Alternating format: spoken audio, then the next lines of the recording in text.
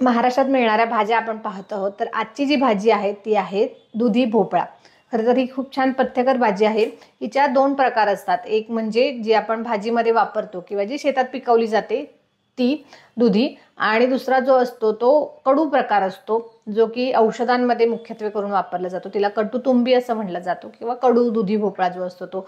बऱ्याचदा आपण ऐकले आहेत काही केसेस की आजकाल जे लौकी का ज्यूस प्यायची हे आहे, तर त्याच्यामध्ये कडू लौकी जी आहे तिचा ज्यूस पिल्यामुळे उलट्या होतात किंवा जुलाब होतात, तर तो तिचा औषधी गुण आहे। आणि तिथे ज्यावेळी ज्यूस पिला जातो त्यावेळेला मात्रा जास्ती प्रमाणात घेतली जाते, म्हणजे ऑलमोस्ट अर्धा ग्लास किंवा 1 ग्लास पिला जातो, आणि ती औषधी मात्रा नसल्यामुळे खूप जास्ती प्रमाणात त्रास होतो। तर त्याचं कारण ते आहे।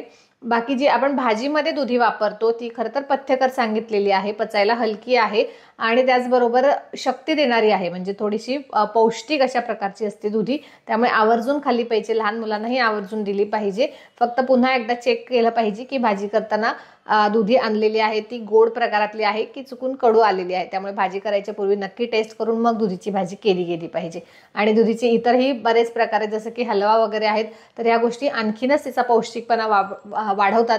त्यामुळे ज्यांना वजन वाढवायचं आहे, बल वाढवायचं आहे किंवा अशक्तपणा आलेला आहे, तर अशा लोकांनी सुद्धा आवर्जून ही दुधीची भाजी खाल्ली पाहिजे। व्हिडिओतली माहिती आवडली असेल, उपयुक्त वाटली असेल तर नक्की व्हिडिओला लाईक करा, शेअर करा आणि चॅनलला सबस्क्राईब करा। धन्यवाद।